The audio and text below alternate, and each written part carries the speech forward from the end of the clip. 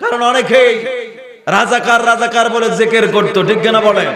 কিন্তু রাজাকারের তালিকায় যখন নাম গেছে তখন রাজাকারের জিকির বন্ধ হয়ে গেছে।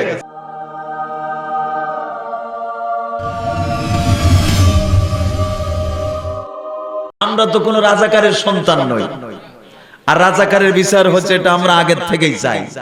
রাজাকারের যে আপনার লিস্টটি প্রকাশ হচ্ছে, আমরা প্রধানমন্ত্রীকে ধন্যবাদ দিয়েছি, আমরা সরকারকে ধন্যবাদ দেব না?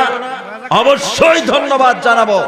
এদেশের মুক্তিযোদ্ধারা বুকের তাজা রক্ত দিয়ে দেশ স্বাধীন করেছে, আমরা তাদের জন্য আলেম ওলামারা তাদের রূহের মাগফিরাত কামনা করে।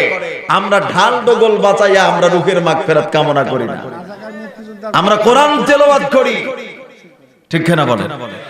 আমার বন্ধুগণ, আমার প্রিয় ভাইয়েরা, আমার বন্ধুগণ, এই পৃথিবীতে আল্লাহ পাক অসংখ্য মুজিজা দিয়েছিলেন সমস্ত নবী রাসূলদেরকে, কিন্তু দুনিয়ার সমস্ত মুজিজা বিলুপ্ত হয়েছে, কিন্তু কোরআনের মুজিজা বিলুপ্ত হয় নাই। ইলা ইয়াউমিল কিয়ামা, কিয়ামত পর্যন্ত আল্লাহ পাক এই মুজিজাকে দুনিয়াতে উড্ডয়ন করে রাখবেন। সুবহানাল্লাহ বলবেন না? তাহলে কোরআন হলো একটি জীবন্ত মুজিজা। কোরআন কি? একটি জীবন্ত মুজিজা। আমার বন্ধুগণ, আল্লাহ পাক সেই কোরআন নাজিল করলেন কত বছর ধরে?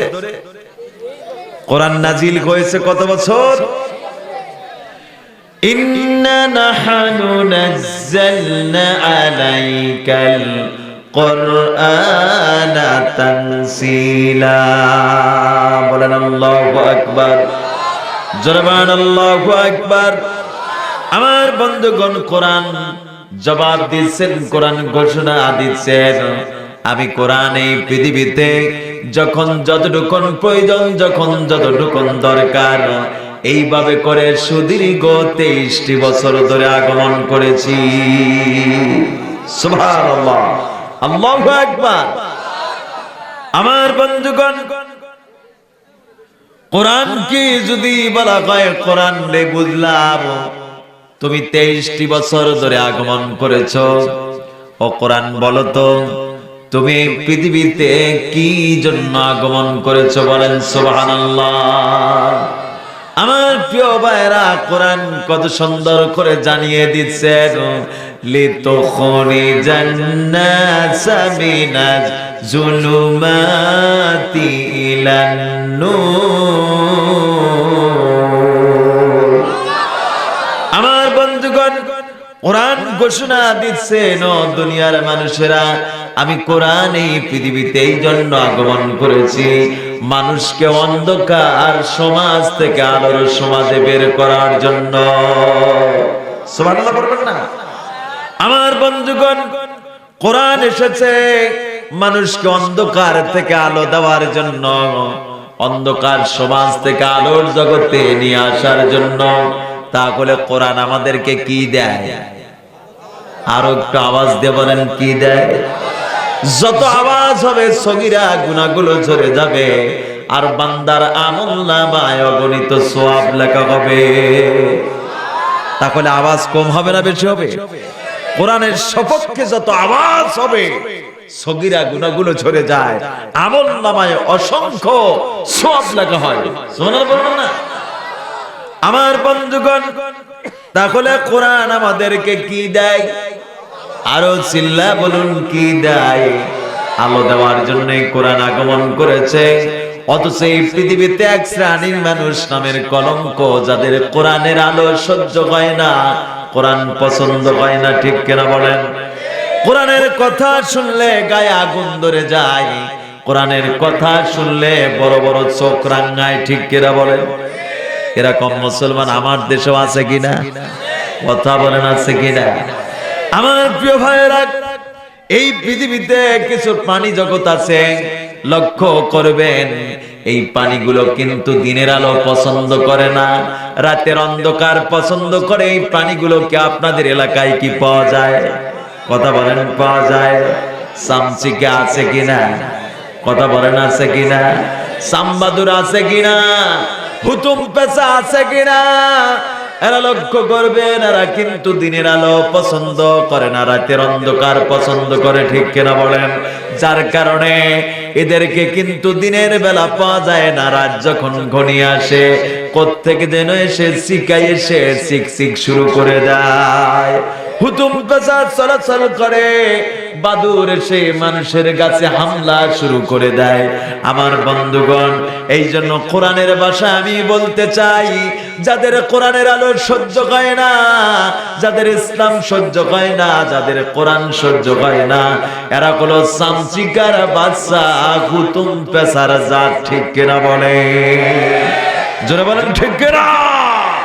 এরা কিসের দল? সামচিকার দল। আমার বন্ধুগণ, তাহলে কোরআন এসেছে কিসের জন্য? কথা বলেন, কিসের জন্য? কোরআন সহ্য হয় না এরকম মানুষ আমার দেশেও আছে কিনা? কথা বলেন, আছে কিনা? এই যে কিছুদিন আগে এক নাস্তিক মারা গেল, কিছুদিন আগে এক নাস্তিক মারা গেল, আলেম ওলামা সহ্য হয় না। আলেম ওলামাদের দেখলে সে শুয়ারের বাচ্চা বলে গালি দিয়েছিল। বর্তমান সরকারকে আমরা ধন্যবাদ দিয়েছি, প্রধানমন্ত্রীকে। উনি একটা গোপন লিস্ট করতেছেন, আমার দেশে তথা কথিত কিছু মুসলমান নামের কলঙ্ক দ্বারা ইসলাম সহ্য হয় না, কোরআন সহ্য হয় না, তাদের লিস্ট উনি গোপন লিস্ট করছে। কারণ উনি জানেন বাংলাদেশ মুসলমানদের দেশ, এই বাংলাদেশ আলেম ওলামার দেশ, এই বাংলাদেশে কোরআন নিয়ে ইসলাম নিয়ে তামসা করার জায়গা নয়, ঠিক কিনা বলে? জোরে বলেন ঠিক কিনা? আমার বন্ধুগণ, এমন নাস্তিক ছিল ফজরের আজান সহ্য হয় না, এরকম ছিল না ভাই? কথা বলেন, ছিল না? আমার বন্ধুগণ, তোমরা আলেমদেরকে গালি দাও, ফজরের আজান সহ্য হয় না, মুসলমান হিসেবে দাবি করো, তুমি কিসের মুসলমান রে? ঠিক কিনা বলেন? আমার বন্ধুগণ, এই নাস্তিকেরা ঈমান নিয়ে মরতে পারে নাই, মুখে দাড়ি নিয়ে মরতে পারে নাই, বাগা বাগা মোষ নিয়ে মরেছে, ঠিক কিনা বলেন? জোরে বলেন ঠিক কিনা? এই নাস্তিক কবি যখন মারা গেল, লাশ যখন দেশে আসতে শুরু করেছে, ঢাকা বিশ্ববিদ্যালয়ের কেন্দ্রীয় মসজিদের ইমাম ছিলেন নোয়াখালীর মানুষ, সুবহানাল্লাহ বলবেন না? উনি তখন চিন্তা করলেন, এত বড় নাস্তিকের জানাজা আমি কেমনে পড়ি? যেই নাস্তিক সারা জীবন ফজরের আজান সহ্য হলো না, নামাজ সহ্য হয় না, ইসলাম সহ্য হয় না, কোরআন সহ্য হয় না, সেই নাস্তিকের জানাজা আমি ইমাম চাকরি থাকুক আর না থাকুক, আমি এই নাস্তিকের জানাজা পড়াবো না, আদায় করব না। উনি তখন বাড়ির দিকে রওনা করেছে, সুবহানাল্লাহ বলবেন না?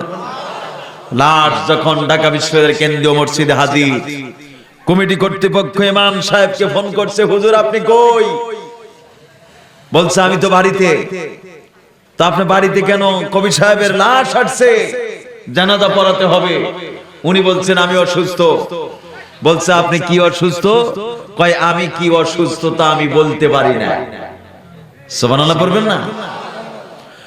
আমার বন্ধুগণ, মুয়াজ্জিন সাহেব চিন্তা করতে লাগলেন, যেই নাস্তিক ইসলাম সহ্য করলো না, কোরআন সহ্য করলো না, ফজরের আজান সহ্য করলো না, এই নাস্তিকের জানাজা না পড়ানোর জন্য ইমাম সাহেব বাড়ির দিকে চলে গেছে। অতএব এই কবির কখনো জানাজা নামাজ পড়বো না, আমিও বাড়ির দিকে রওনা দেই। আমার বন্ধুগণ, মুয়াজ্জিন সাহেব যখন বাড়ির দিকে রওনা করেছে, কমিটি কর্তৃপক্ষ মুয়াজ্জিন সাহেবকে বলছেন, ও মুয়াজ্জিন সাহেব কই যান? কয় ইমাম সাহেব যেখানে আমিও। আমার বন্ধুগণ, কমিটি কর্তৃপক্ষ বললেন, ও মুয়াজ্জিন সাহেব আপনার যাওয়া যাবে না, কবি সাহেবের জানাজা পড়াতে হবে। আমার বন্ধুগণ, এক পর্যায়ে মুয়াজ্জিন সাহেব যখন বাধ্য হয়ে জানাজার ময়দানে দাঁড়িয়ে গেলেন, আপনারা পেপার পত্রিকায় দেখেছেন এত বড় ঝড় তুফান শুরু হলো। নামাজ যখন শেষ হয়েছে, বাংলাদেশের তাওহীদবাদী মুসলমানেরা মুয়াজ্জিন সাহেবকে বললেন, ও মুয়াজ্জিন সাহেব এত বড় ভালো মানুষের জানাজা আপনি কেমনে আদায় করলেন, যেই মানুষটি সারা জীবন ফজরের আজান সহ্য হয় না। আমার বন্ধুগণ, মুয়াজ্জিন সাহেব তখন বিবৃতি দিলেন, জাতির উদ্দেশ্যে তিনি জানালেন, আমার মুসলমান ভাইরা, আমি জানাজা নামাজ আদায় করেছি, আমার ইচ্ছা মতো জানাজা নামাজ আমি আদায় করি নাই। আমি বাধ্য হয়ে জানাজার ময়দানে দাঁড়িয়ে গিয়েছিলাম, কিন্তু জেনে রাখেন আমি জানাজার ময়দানে শুধু 4টা তাকবীর বলেছি, কিন্তু দোয়া কালাম কিছু করি না। এই জন্য আমার দেশের নাস্তিকদেরকে আমরা জানাতে চাই, বাংলাদেশের যত আলেম ওলামা আছে, তোমাদের যারা যায় যায় শুধু সামাজিকতা রক্ষার জন্য, কিন্তু জেনে রাখো দোয়া কালাম কিচ্ছু পড়ে না, কিচ্ছু পড়ে না। আর তোমার ফজরে আজান তো ভালো লাগবেই না। সারা জীবন বিশ্ববিদ্যালয়ে পড়াশোনা করেছো, তেঁতুলের চাটনাই খাইছো, আর প্রেম প্রীতি করেছো, আর বেশ সেখানে আড্ডা দিয়েছো, যার কারণে তোমার ফজরের আজান ভালো লাগে নাই। ঠিক কিনা বলে? জোরে বলেন ঠিক কিনা? আমার বন্ধুগণ, তাহলে কোরআন এসেছে কিসের জন্য? আরো জোরে বলেন কিসের জন্য? আমাদেরকে আলোকিত করার জন্য, আলোর সমাজ গঠনের জন্য। বলেন সুবহানাল্লাহ। আমার বন্ধুগণ, কোরআনকে যদি আমরা বলি, কোরআন বুঝলাম তুমি গোটা পৃথিবীবাসীকে আলোকিত করার জন্য আগমন করেছ, তাহলে আলোতে আসলে আমাদের উপকার কি হবে, আমাদের ফায়দা কি হবে? কোরআন কত সুন্দর করে আমাদেরকে জানিয়ে দিচ্ছেন, فمن تبع هدايا فلا خوف عليهم ولا هم يحزنون। বলেন আল্লাহু আকবার, জোরে বলেন আল্লাহু আকবার। আমার বন্ধুগণ, কোরআন জবাব দিচ্ছেন, এই কোরআন যদি তোমরা তোমাদের ব্যক্তি, পরিবার, সমাজ, রাষ্ট্রে যদি মানতে পারো, তাহলে 2টি উপকার তোমরা পাবে। কয়টি উপকার? আরো চিল্লা বলুন কয়টি? 1 নম্বর উপকার হলো, কোরআন মানলে ফালা খাউফুন, তোমাদের কোনো ভয় থাকবে না। 2 নম্বর উপকার হলো ওয়ালা হুম ইয়াহজানুন, এবং তোমাদের কোনো চিন্তাও থাকবে না। ভয় থাকবে না, চিন্তাও থাকবে না। আজ আমাদের সমাজে ভয় আছে কিনা? কথা বলেন, আছে কিনা? চোরের ভয় আছে কিনা? ডাকাতির ভয় আছে কিনা? লুণ্ঠনের ভয় আছে কিনা? সন্ত্রাসীর ভয় আছে কিনা? রোড ডাকাতি আছে কিনা?